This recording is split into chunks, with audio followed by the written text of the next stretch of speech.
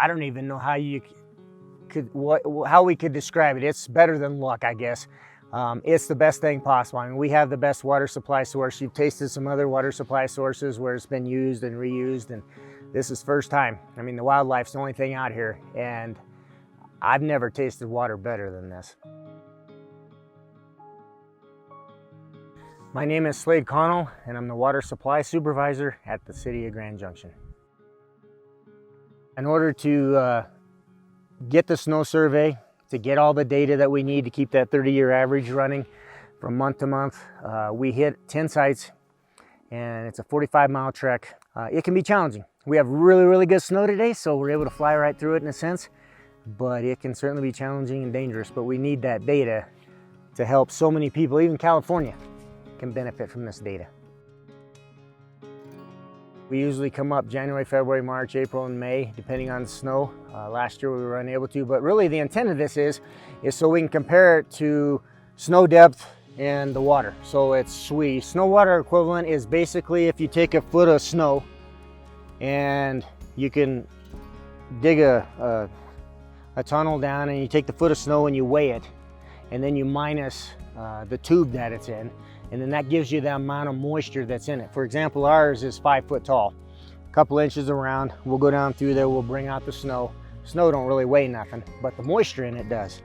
So then I subtract the tube from it, and then that gives us the water. For example, like say we had 5 inches right here. It's like if all this snow was gone, we have 5 inches of standing water across this aspect of the mesa, which is all gonna go down to us. We're down probably about 15% on the water that we would normally have ready to go to town, even before the runoff comes. Hopefully this won't stay this way, but it is. In all the time that I've been up here, this is the longest, I guess you could say, 3 out of 4 year drought. I've never seen it this way. Usually about this time of year, we have around 90 inches of snow up here, and today we had 40 some. We can kind of plan for, are we gonna have irrigation water, things of that nature. Are we gonna have that into the spring? How long is it going to go? We can compare it to other years. Are the farmers, but most importantly is having our water supply, so we know how many years of water. Phil and Junietta, we have 1.5 years right now. So a few low years like this, we certainly want them to be up, but that's why, so we can definitely tell if we have to put in a drought response or something like that, we can kind of plan ahead.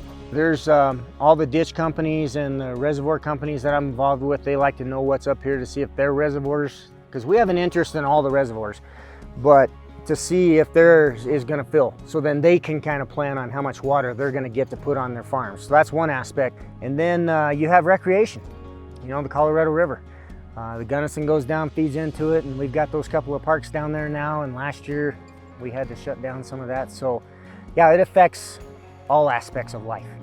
This data basically follows the Colorado River, where the headwaters follows it all the way through Utah, Nevada, California, down to Mexico.